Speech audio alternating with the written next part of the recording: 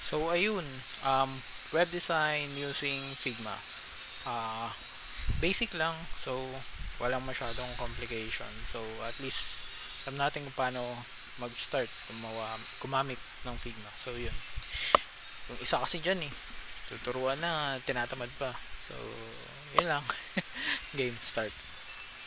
So una punta tayo dito sa site na to, which is Figma, which is eto www.figma.com. So upon punta natin dito, pupunta tayo sa page nito and let's get started for free.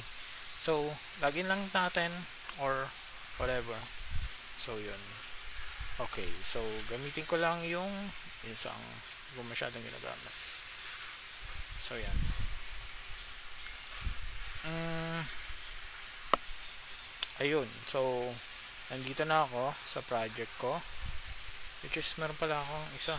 So puntahan ko lang to, which is ito yun. Burayin muna natin lahat. Yan. So ito yung start. Na-close na natin to. Okay. So yan. So let's say gagawa tayo ng UI or mobile design or design ng application. Let's say pwede natin gayahin uh, sign let's say gayahin natin tong website na to or page na to. So not page but pwede nga open Figma. So say gayahin natin to na basic lang. So unang gagawin natin dito is mag-add tayo nito, which is mag-add tayo ng frame. Pag add natin ng frame, pipili tayo kung phone, tablet, desktop, whatever. So ngayon, since phone ang gagamitin natin, gamit lang tayo kahit ano dito, depende sa screen size to. Sabihin natin 16 Pro. So ito na siya. So gagayahin natin to, which is una, meron tayong travel dito. So let's say gagawin natin ng background, kukulayan natin to, which is papalitan natin ng kulay na blue. Then actually pwede natin lagyan ng background color, pero let's see kung makukuha natin yung background color nya. Pero ito na lang, mas maganda ata. Ito na lang, mas maganda pala to. So okay, gawin natin tong sample na ito. So meron tayo dito location. So control C para ibalik natin sa dati. So base dito, puti yung background nya. So meron siyang location dito. Una natin gagawin is itong part. So maglalagay tayo ng text dito. Then pangalan natin location. So based doon sa design, gray daw siya.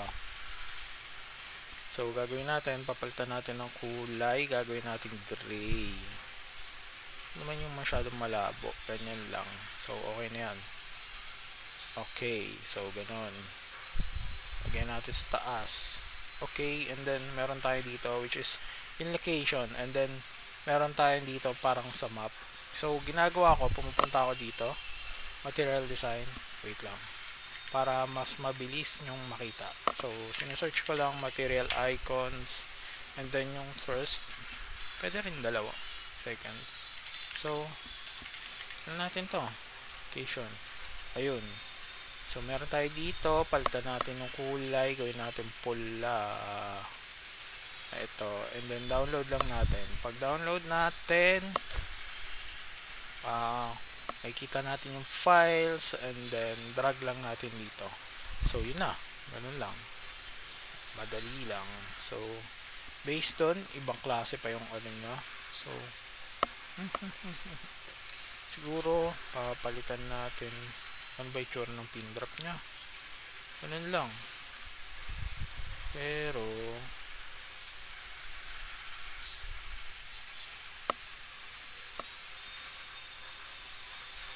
pwede tayo maghanap sa iba eh, pero yaman mo na, ganito na lang, gamitin na lang natin to, okay lang yan. So ito yung location natin, liitan natin. So ayan siya, location, lakihan nga natin to, depende naman yan eh. So meron ganun, tapos meron siyang ganun dito, and then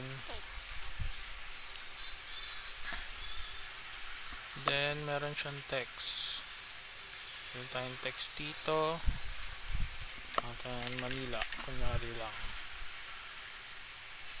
papantay lang natin siya, then ayun, tapos may arrow down daw siya doon, hanapin natin kung meron tayong arrow down. Well, wala tayong arrow down, so I guess drop down yun. So ang pwede natin gawin actually is lagyan natin siya ng ganito, and then sa loob neto ito yung parang pin location nya, ito yung location na yung icon natin pwede nating itapat pa ganun, so para siya yung nasa unahan.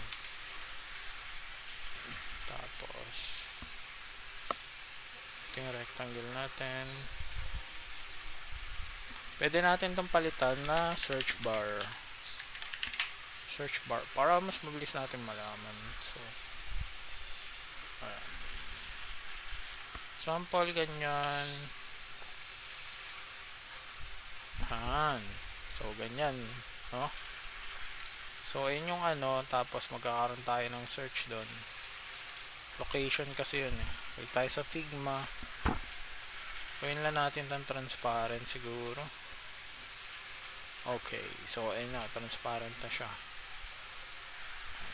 Okay, so ayun, may location tayo, meron na tayong ganon, Manila, and then gagawa naman tayo ng search bar nya na pag ganon. So gawin natin ng search bar, gawin tayo square ulit, tapos ano natin yung size, then para magkaroon siya ng corner, may kita natin dito sa design, meron siyang pag ganon, dito tayo pupunta sa corner radius, tapos pwede natin tong click, tapos move left to right lang, left to right. So ayun, balik tayo dun. So yun, or manipulate natin ng 100, sabihin natin 100, so yun, ayun na siya. So isin natin yung sukat, and then ganyan, asan yung isa, yan, so yan, so ayan na siya, meron tayong ganun. So based doon, meron tayong icon na search, para search lang natin dito,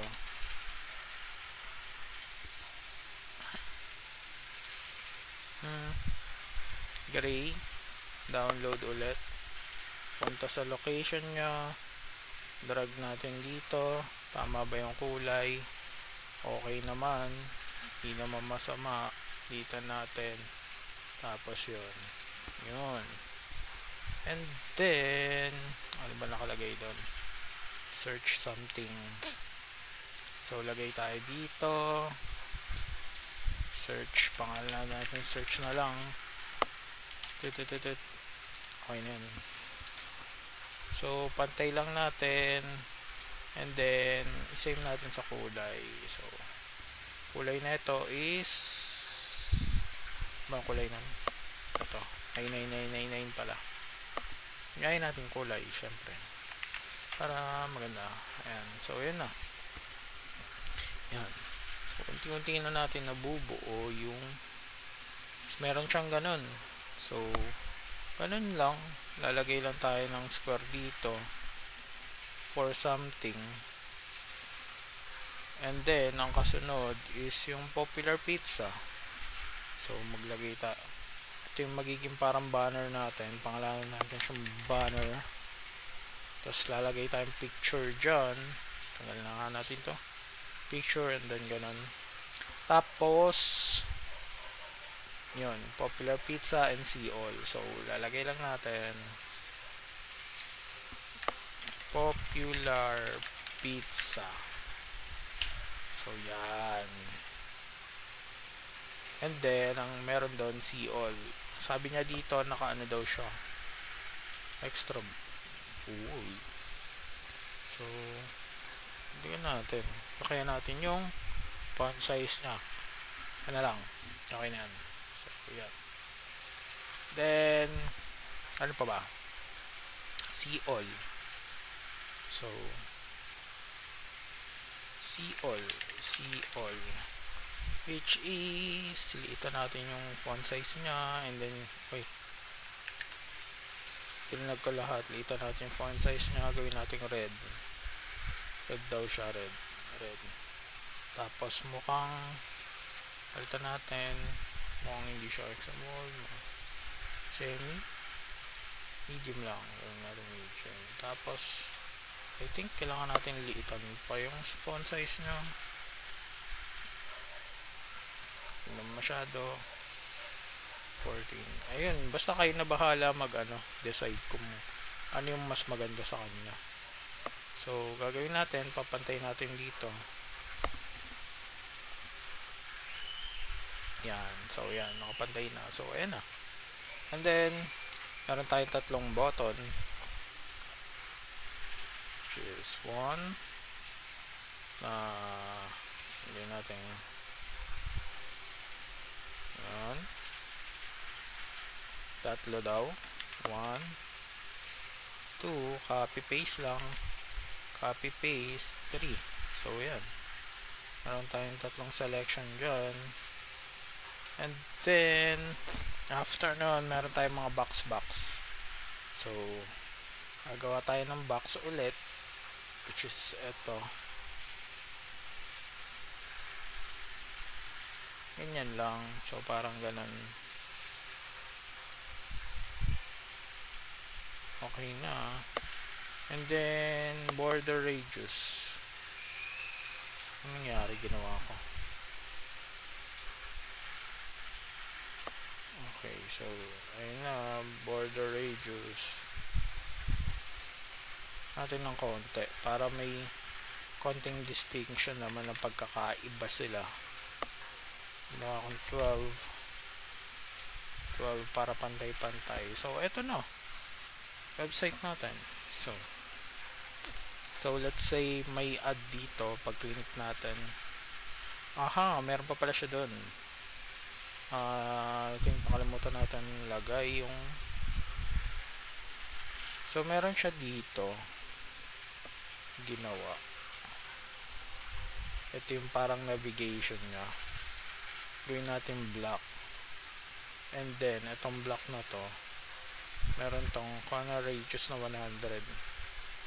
Gawin natin 100.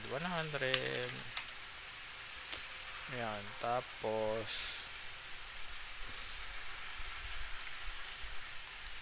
ayun, may pabilog, may mga icons. So lagyan natin yun. Una, home, tapos order. So say home. Ganun pa rin, kulayan natin puti kasi let's say nakabilog siya,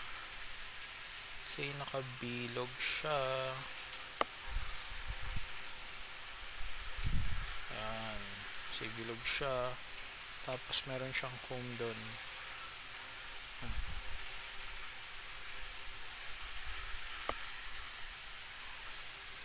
Wait, 35, 40,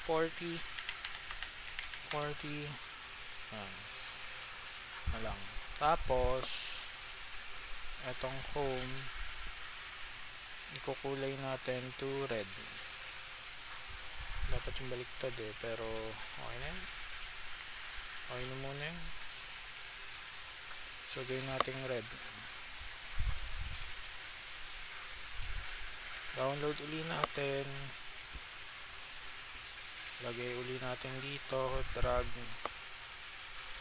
Malaki siya, liitan lang natin. Move natin, paliit. Pero yun, so ayun, nakikita nyo kung paano yung nangyari. O sa inyo na lang paano nyo siya papagandahin. So yun, pwede natin ito igitna eh. Ayan, so nakagitna na siya. So yun, siguro lakayan natin to. Tapos itong part na to, move natin na gitna. Ayan, sige, ganyan natin. Tapos and say meron siyang iba pang mga icon na whatever icon. So order, sabihin natin order, ito lista ng order, or ito hindi, ito anong kulay? Gray. Ito mas light pa. So yan, so ayun, ilagay lang natin. Ayun,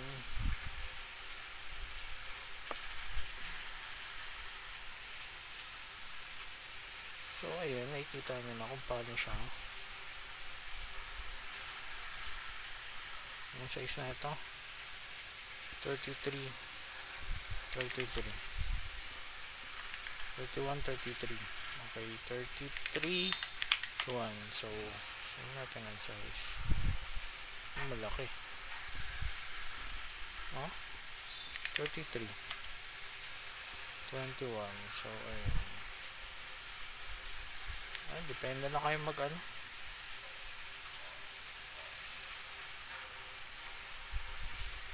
Naklik ko siya. Ano lang, so ganun lang. Hirap.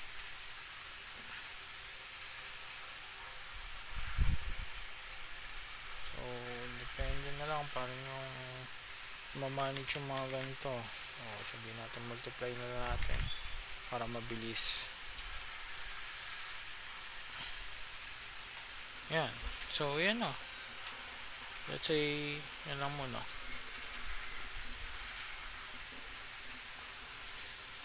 Pwede naman natin i-adjust para mas sakto siya. Ito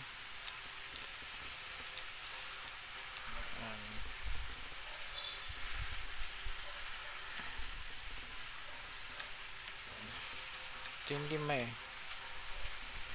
pwede natin gitnang ganyan. Tapos itong eclipse, itong home,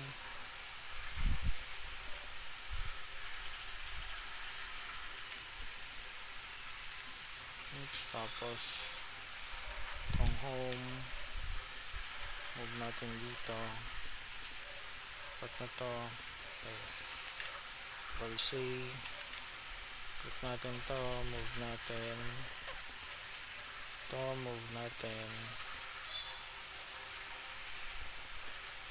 ito, move natin. So yan, let's say yan na nga. Hindi pa pantay, pero pwede naman pantayan yan. Bakit hindi na pantay? Yan, so yan, ano na, meron na tayong first page natin. So okay, let's say next page, pupunta tayo dito sa page na to. So let's say pag click natin to, kunyari mapupunta tayo sa panibagong page. Let's say itong part na to, ito yung main page. Itong part na to, ito yung main page. So pwede natin palitan to main. So kung ano man tawag dito, order. So yan. So let's say pag click natin to, pupunta siya dito. Gagawin lang natin, gagawa lang tayo dito, dito pala sa prototype, pwede tayong mag-add dito interaction. Pag on tap or click, ina-navigate natin into the order page. So, click natin dito, mapupunta siya doon. So, ganun. So, gayahin natin to lahat. Copy natin to at lagay natin dito. So, ito, tanggalin natin itong part na to. Which is, ang gagawin naman natin, pag click nila itong Eclipse na to. Okay, click nila, babalik naman natin sa home page. So, yun. Ano na. So, meron tayong ganyang page. So, natin to.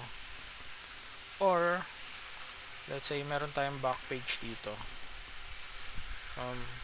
Patayong line. Patayong line dito. Wait lang. Natin. Paano ilipat? Ito hindi ko alam. Paano ibabalik ta rin.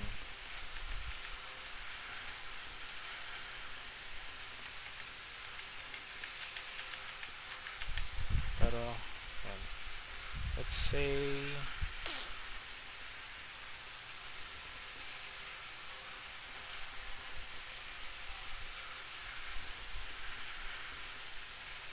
ayun na lang.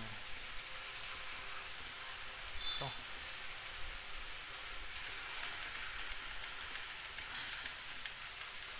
Kailangan natin to.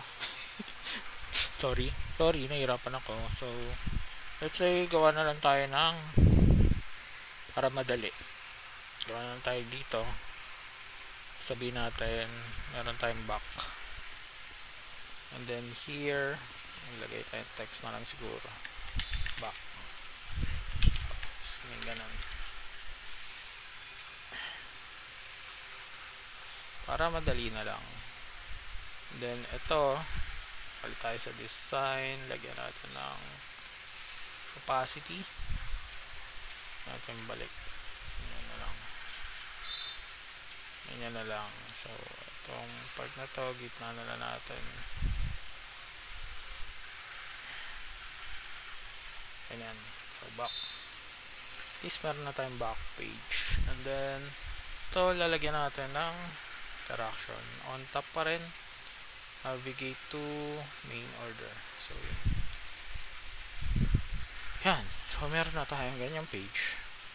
At least, pag pumunta tayo dito, meron tayong square, which is itong part yung ayan. Tapos, magkakaroon tayong text dito. Dito. Wait lang. Lagyan natin lorem ipsum. Lorem ipsum.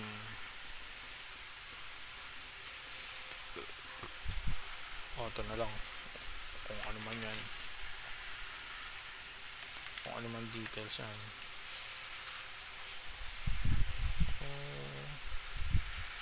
Yan mo natin lakihan. Haba naman na ito. Palitan yung width ng 128. So, adjust natin pag ganon.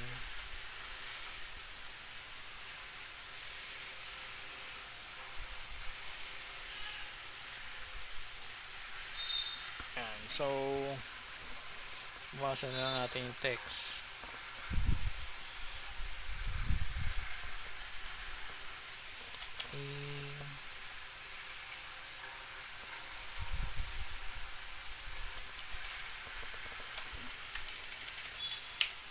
Yan. So, yan na. Tapos, palitan natin yung ng regular lang. Oops. Regular or light. Extra lighting. Extra light lang. Light lang. Yan natin yung design. Yun. Palitan natin. Baan natin. Tapos yan. Sa inyo yan kung paano nyo i-design yung part na to. Tapos title, lagay ulit tayong text. title, tapos yun laki natin 20 siguro, yan natin yan, tapos whatever, add to bag siguro, add to bag, parang ganun. Corner radius, taasan natin, tapos lagyan natin text, oops, order, okay na. Gitna natin, gitna rin natin, so yan, and then lakayan natin yung text nya, black. Tapos to gawin natin green. Green, where's the green? Green. Yung ganyan. Tapos gawin natin tong white para mas maganda yung kulay. Or mahirap ah. Hirap siya makita. So gagawin natin to, palitan natin na mas darker and green. Since mahirap siya makita. Siguro ganyan. Yan. Then adjust natin siguro. Then move natin tong maliit.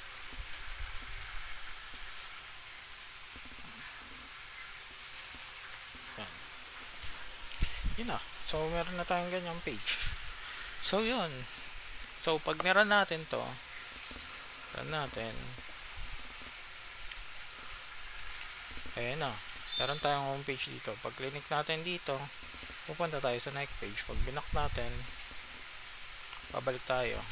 Tayo dito, babalik tayo. So yun, meron na tayong dalawang page ang ano natin. So, yep. That's some basic of it. Medyo mahaba pero yun. Yun lang. Bye-bye. Ikaw ah. Ayaw paturo ah. Yun lang.